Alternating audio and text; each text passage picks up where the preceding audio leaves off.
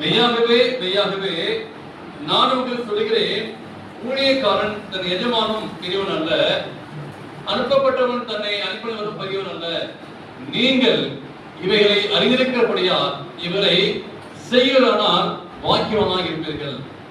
இந்த அநேக வேலைகளிலே கர்த்தருடைய கிருபையால் இங்கே சொல்லப்பட்ட வசனங்களை நீங்கள் இவைகளை அறிந்திருக்கிறபடியால் இவைகளை செய்கிறானால் வாக்கியவனாக இருப்பீர்கள்.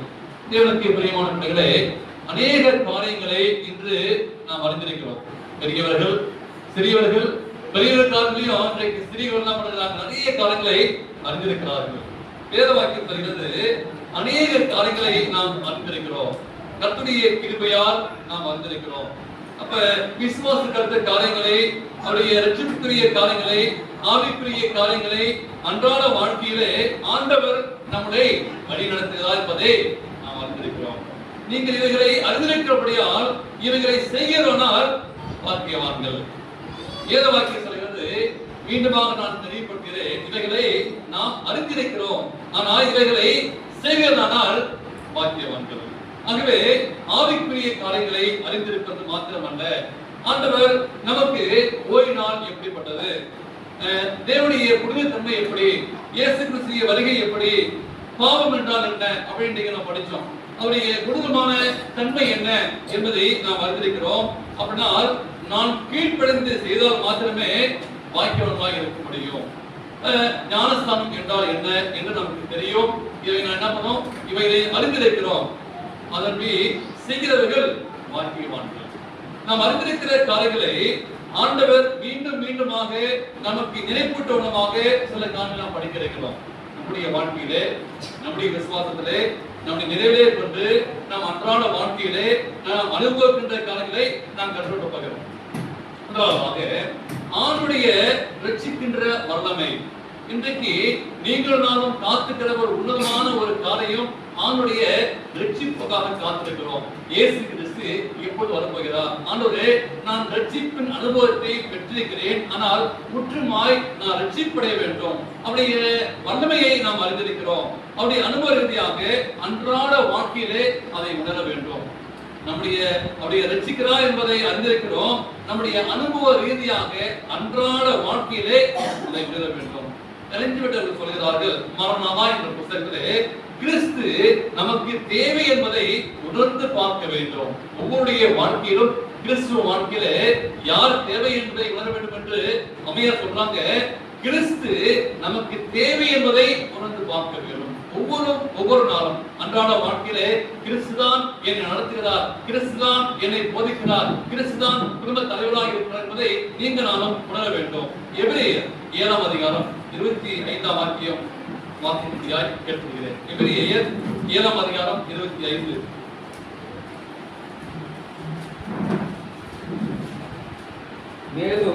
மேலும் தமது மூலமாய் தேவனிடத்தில் சேருவதற்காக வேண்டுதல் செய்யும்படிக்கு அவர் எப்பொழுதும் உயிரோடு இருக்கிறவராகியால் அவர்களை முற்றுமுடிய ரட்சிக்க வல்லவராய். இங்க பவுல் அப்போஸ்தலர் சொல்லும் போது அழகாக சொல்கிறார், முற்றுமுடிய ரட்சிக்க வல்லவராய் இருக்கிறார். இந்த ரட்சிப்பின் அனுபவத்தை சொல்லும் பொழுது ஆண்டவர் உங்களையும் என்னையும் இந்த அன்பான திருச்சபையிலே அமர்ந்திருக்கிற, இந்த அன்பு திருச்சபையிலே அமர்ந்திருக்கிற, உலகளாகிய திருச்சபையிலே இருக்கிற ஒவ்வொரு விசுவாசிகளையும் ஆண்டவர் முற்றுமுடிய ரட்சிக்க எப்படி இருக்கிறாரு? வல்லவராய் இருக்கிறார். இவைகளை அறிந்திருக்கிறோம்.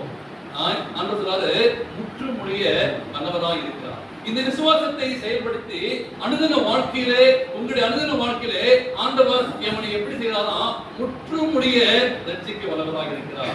என்னுடைய பலவிதமான சூழ்நிலையிலே ஒருவேளை நாம் எல்லோருடைய வாழ்க்கையிலையும் ஆண்டவர் ஒருவேளை நீங்கள் திகிலடைந்து ஒருவேளை இப்படிப்பட்ட சூழ்நிலை நாம் எப்படி முடியுமோ என்று எண்ணி பார்க்கும்போது ஆண்டவர் இந்த நாளிலே உங்களுக்கு தரக்கூடிய அருமையான ஒரு செய்தி, முற்றுமுடிய ரட்சிக்க வல்லவராக இருக்கிறார். நம்மை தவிக்க விட்டுப்படி செல்லக்கூடிய ஒரு தேவன் அல்ல, உங்களையும் என்னையும் ஆண்டவர் இந்த பரிசுத்தமான ஓய்வு நாளே நம்மளை எப்படி செய்கிறாரா?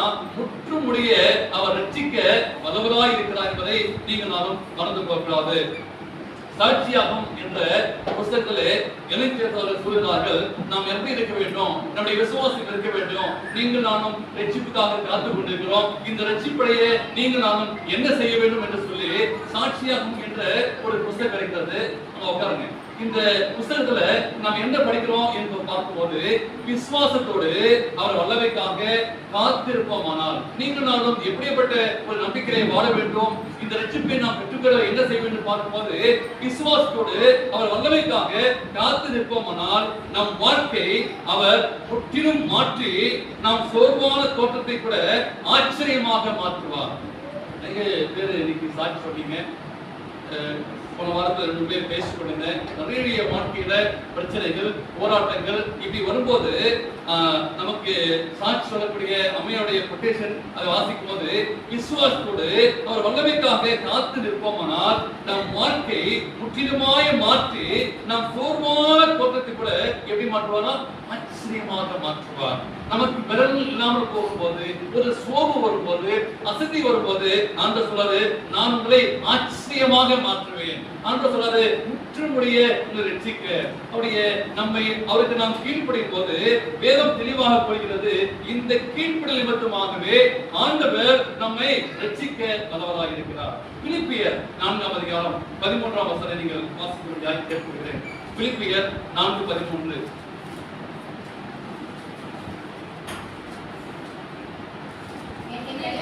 என்னை வெளிப்படுத்துற கிறிஸ்துவினாலே எல்லாவற்றையும் செய்ய எனக்கு பலன் உண்டு. ரொம்ப அற்புதமான ஒரு வாக்குத்தத்தம். எல்லாவற்றையும் செய்ய பலன் உண்டு என்று சொல்லும் பொழுது பாருங்க, நீங்கள் நானும் நன்கு புரிந்து கொள்ள வேண்டும். அப்ப என்னை எல்லாவற்றையும் செய்ய எனக்கு பலன் உண்டு அப்படின்னா, தேவனுடைய சித்தத்தின்படியே ஆண்டவர் என்ன பண்ணாரு, ஒரு அழைப்பு கொடுக்கிறாரு.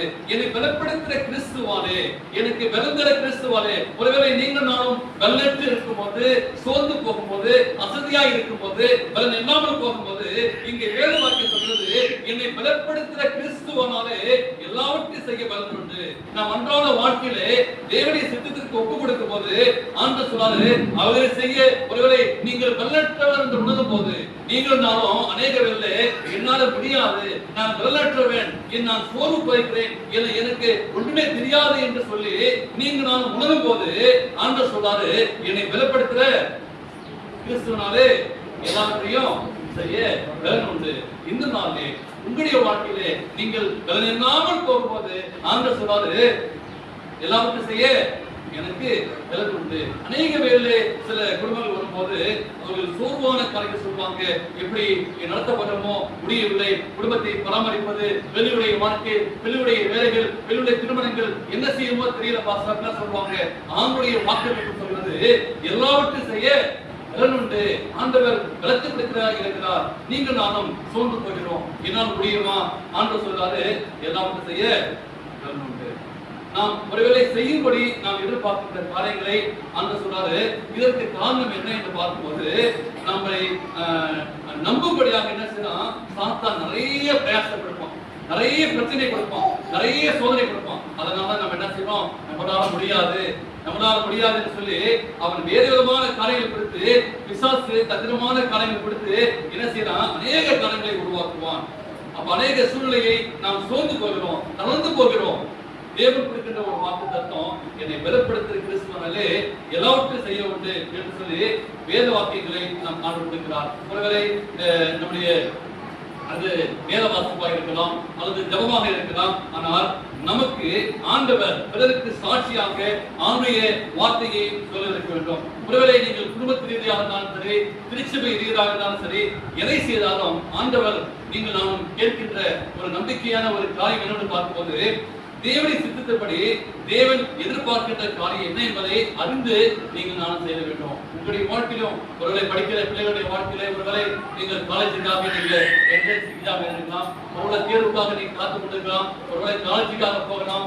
ஆண்டவர் சொல்றாரு, என்னை பலப்படுத்த கிறிஸ்துவாலே ஒருவேளை எல்லாவற்றையும் செய்ய பலன் உண்டு என்று சொல்லி தேவனுடைய சித்தத்திற்கு நீங்கள் எதிர்பார்க்கின்ற காரியங்கள், ஒருவேளை விதமான பிள்ளைகள் உங்களுடைய வாழ்க்கையிலே ஆண்டவர் கொடுக்கின்ற ஒரு காரியம் தேவன் சித்தத்தின்படி நீங்க நானும் எதிர்பார்க்க வேண்டும்.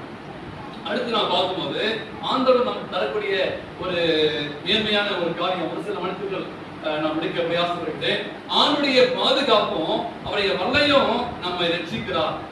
எப்படி நம்ம செய்யறாரு பார்க்கும்போது ஆணுடைய பாதுகாப்பு, ஆணுடைய வல்லமை நம்ம ரட்சிக்கிறார். முற்றுமுடிய ரட்சிப்பதற்கு நான் செய்ய வேண்டிய கடமைகளை என்ன செய்யறது ஆண்டவர். அப்ப தேவன் நம்ம என்ன பண்றாரு பாதுகாக்கிறார். தேவன் நம்மளை ரட்சிக்கிறார். தேவன் நம்மளை பாதுகாக்கிறார். நம்முடைய பிரயாணத்திலே பாதுகாக்கிறார். வெளியே போகவும் பாதுகாக்கிறார். இரவிலே படுத்து காலையில எழும்பும் போதும் ஆண்டவர் நம்முடைய வாழ்க்கையை பாதுகாக்கிறார். அந்த பாதுகாப்பு மிகவும் பெரியது. பாருங்க, எத்தனையோ விபத்துக்கள் காரியங்களை நாம் பார்க்கும் போது ஒருவேளை என்னுடைய வாழ்க்கையிலும் நிறைய ஆக்சிடென்ட் எத்தனையோ காரியங்களை கடந்துதான் வரமுடிய சூழ்நிலை வரும்போதும் சர்ச்சைக்கு போகும்போதும் வரும்போதும் பார்க்கும்போது ஒவ்வொன்று காரியம் பயங்கரமான ஒரு காரியங்களை எப்படி நம்முடைய பாதுகாப்பு நம்மளை பாதுகாக்கிறது. இன்னைக்கு ஒரு புதிய ஆண்டை கடந்து போகிறோம். பிள்ளைகள் ஒரு கல்வி ஆண்டை கடந்து ஒரு புதிய கல்வி ஆண்டுக்கு கடந்து போகிறார்கள். எப்படி இந்த பிள்ளைகளுடைய வாழ்க்கையிலே ஒரு பாதுகாப்பு இருந்தது, எப்படி அவனுடைய அரவணைப்பு இருந்தது என்று நாம் வாசிக்கும் போது யோசுவா 1ஆம் அதிகாரம் 29ஆம் வசனம். யோசுவா 1:29.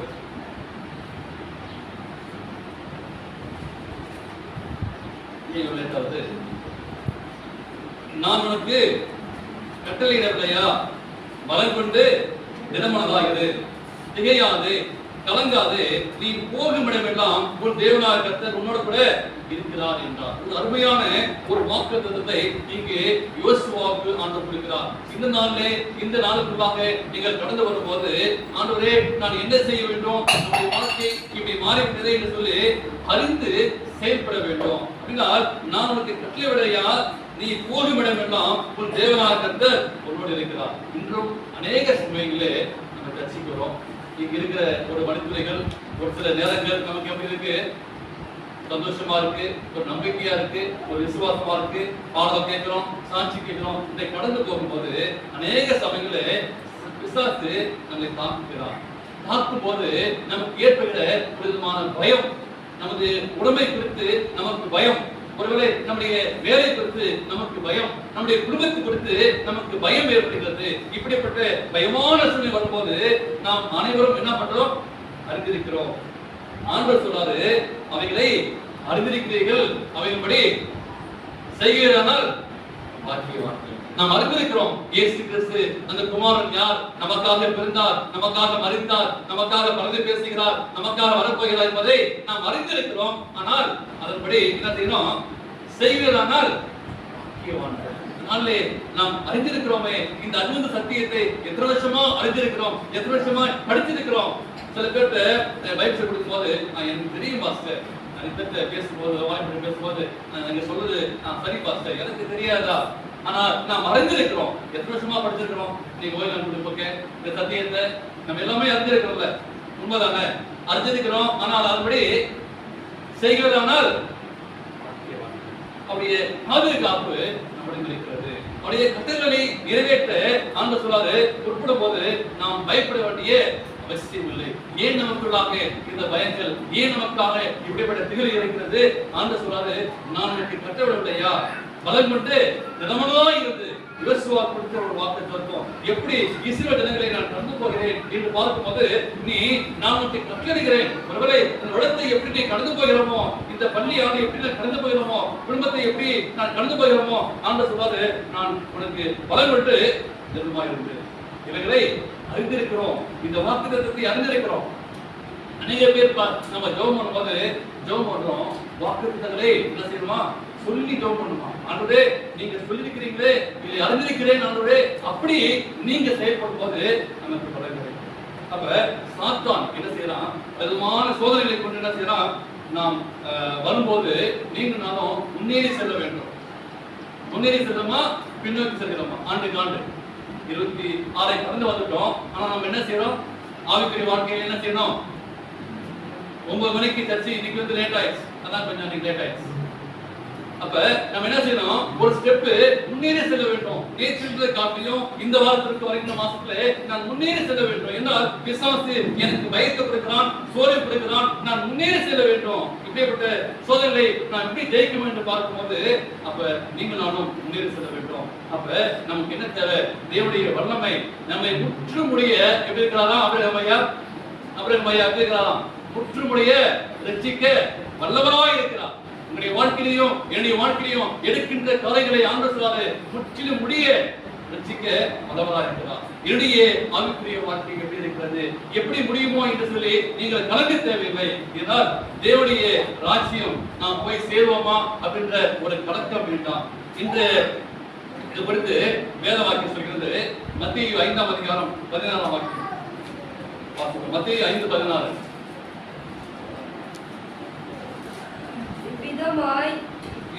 இவ்விதமாய் மனுஷர் நற்கிரியைகளை கண்டு, நல்லா படிங்க, மனுஷர்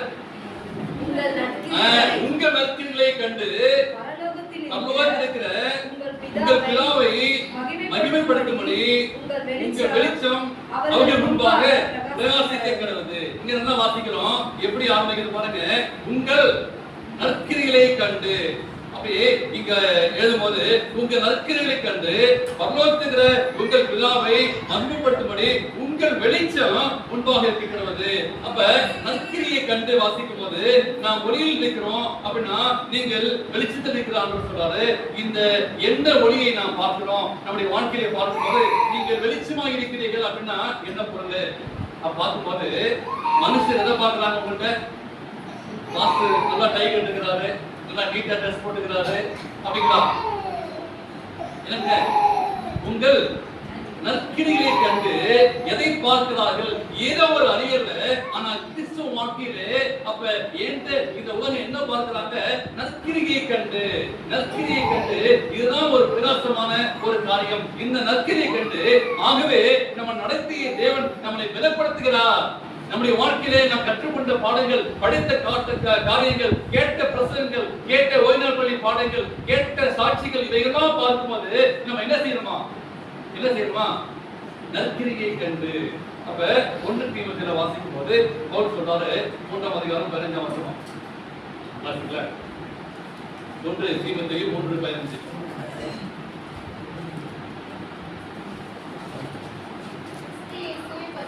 கிறிஸ்து இயேசுவை பற்றும் விசுவாசத்தினாலே ரட்சிப்புக்கேற்ற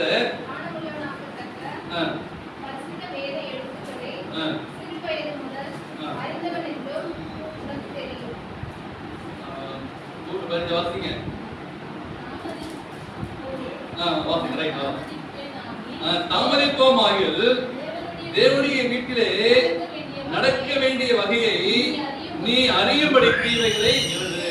அப்ப ஒருவேளை நம்முடைய வாழ்க்கையிலே தாமதம் ஏற்படும் போது இங்க கற்றுக்கிற ஒரு காரியம், தேவனுடைய வீட்டிலே நடக்க வேண்டிய வகையை நீ அறியும்படிக்கு இவைகளை உனக்கு எழுது. ஆண்டவர் நீங்கள் அறிந்திருக்கிறீர்கள், அதை செய்ய வேண்டும். இவைகளை அறியும்படிக்கு ஆண்டவர் கற்றுத் தருகிறார். திருச்சபையிலே எப்படி நடக்க வேண்டும், எப்படி நடக்க வேண்டும், நமக்கு கற்றுத்தர ஒரு காரியம். நாம் தேவனுடைய வீட்டிலே நடக்க வேண்டிய வழியை ஆண்டவர் என்ன பண்றாரு? கற்றுத் தருகிறார் என்று சொல்லி நாம் வாசிக்கிறோம். மனுஷர் எதை பார்க்கிறாங்க? உங்கள் நற்கிரியை கண்டு. தேவனுடைய வீட்டிலும் சரி, விசேஷித்த கிருபையை தேவன் தருகிறார். தேவனுடைய திருச்சபையிலும் இல்லத்திலையும் இங்க உலகம் பார்க்கிற வண்ணமாக நீங்க வேலை செய்யற இடத்திலையும் இங்க மற்றவங்க பார்க்கிறாங்க உங்கள் நற்கிரிகளை கண்டு. அப்ப இறுதியாக தேவன் தரக்கூடிய எச்சரிக்கை என்ன என்று சொல்லி 2 வசனத்தை வாசித்து நான் முடிக்கிறேன். தேவன் தரக்கூடிய ஒரு எச்சரிக்கை என்ன என்று பார்க்கும்போது கொலேசியர் 2ஆம் அதிகாரம் 8ஆம் வசனம். கொலேசியர் 2:8. லௌகீக ஞானத்தினாலும் மாயமான தந்திரத்தினாலும் ஒருவனும் உங்களை கொண்டு போகாதபடிக்கு எச்சரிக்கையாய் இருங்கள். இது மனுஷர்களின் பாரம்பரிய நியாயத்தையும் உலக வழிபாடுகளையும் பற்றினாமல் கிறிஸ்துவை பற்றின. இங்க பவுல் அப்போஸ்தலன் சொல்லக்கூடிய ஒரு காரியம், லௌகிக ஞானத்திலும் மாயமான தந்திரத்திலும் நம்முடைய வாழ்க்கை இந்த காலத்துல எப்படி இருக்கிறது? ஏராளமான வித்தியாசமான கொள்கைகள், ஏராளமான மார்க்கமான மதங்கள் இருக்கிறது, ஏராளமான சத்தியம் இருக்கிறது. ஆனால் உங்களே என்னையும் எதிர விழுந்து போகிறது பார்க்கும்போது லௌகிக ஞானத்திலே எச்சரிக்கையாக இருக்க வேண்டும். தேவன் நமக்கு கொடுக்கக்கூடிய ஒரு எச்சரிக்கை செய்தி, இந்த கடைசி நாட்களே வாழக்கூடிய பெரியவர்கள் சிறியவர்கள் எல்லாருமே சரி, எல்லோருக்கும் தரக்கூடிய ஒரு காரணம் லௌகிக ஞானத்திலும் மாயமான தந்திரத்திலும் பிசாசு இந்த உலகத்தை கெடுத்துக் கொண்டிருக்கிறான். நீங்கள் நான் செய்ய வேண்டிய காரியம், நாம் வாழ்கின்ற இந்த காலத்திலே எப்படி வாழ வேண்டும், லௌகிக ஞானத்திலே எச்சரிக்கையா இருக்க வேண்டும் என்று சொல்லி இங்கே ஆண்டவர் கற்றுகிறார். 1 பேதுரு 5ஆம் அதிகாரம் 8ஆம் வாக்கியம் வாசிக்கும் போது அங்கே அருமையான ஒரு காரியம் சொல்கிறார். 1 பேதுரு 5:8. தெளிந்த புத்தியுள்ளவர்களாய் இருங்கள், விழித்திருங்கள், ஏனெனில் உங்கள் எதிராளியான பிசாசானவன் கெர்ச்சிக்கிற சிங்கம் போல் எவனை விழுங்கலாமா என்று வகை தேடி சுற்றியிருக்கிறான். எப்படி இருக்கணும் ஆண்டவர் சொல்றாரு? தெளிந்த புத்தியில இருங்கள். எத்தனை பேர் உங்களை அப்பா அம்மா தனித்தல் எழுப்புறாங்க, உங்களை காலில் டைம் ஆச்சு எழுப்புங்கன்னு சொல்லிட்டு நம்ம தூங்கிட்டு இருக்கிறோமா, நம்ம சிரிச்சிருக்கிற ரைட்டு. அப்போ நிறைய பேர் நடக்குது. அப்ப என்ன செய்வாங்க? தெளிந்த புத்தியா இருங்கள். அப்ப எப்படி இருக்கிறோம்? ஒரு கன்ஃபியூஸ் ஆகி குழப்பமான சூழ்நிலை, என்ன செய்வதுன்னு நம்ம குழம்பி போயிருக்கிறோம். அப்ப ஆண்டவர் சொல்றாரு, நீங்க தெரிந்த புத்தியா இருங்க.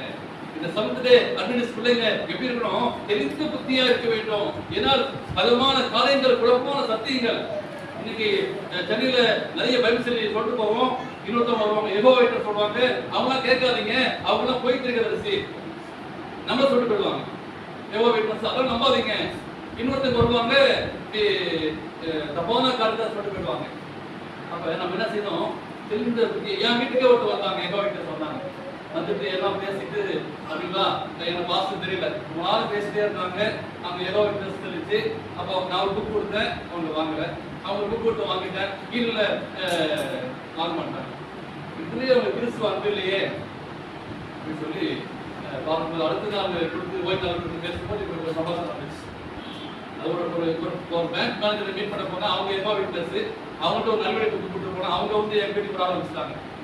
பாருங்க எப்படி இருக்கிறாங்க. ஒரு பேங்க் மேனேஜருக்கு ஒரு புக்கு கொடுத்து அவங்க ஒரு ஆள் அமைச்சு என் வீட்டுக்கு ஆரம்பிச்சிட்டாங்க.